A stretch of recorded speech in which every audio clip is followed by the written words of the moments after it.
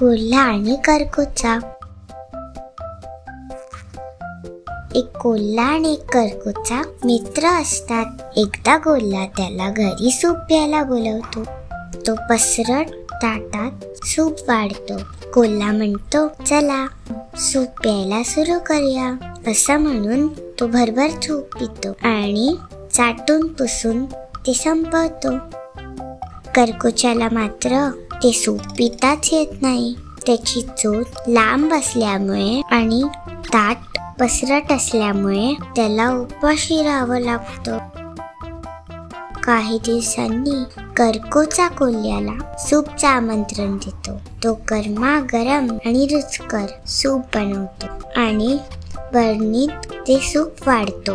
करकोचा म्हणतो, चला सूप प्यायला सुरू करूया. तो आपली लांबडी चोच त्या भांड्यात घालतो, सूप पितो. पण कोल्ह्याला मात्र सूप पिता येत नाही. त्या भांड्याचं तोंड इतकं रुंद असतं, त्याचं तोंड जाईना. आपण करकोच्याची मस्करी केली हे कोल्ह्याला उमजते. कथेचं तात्पर्य जशास तसे.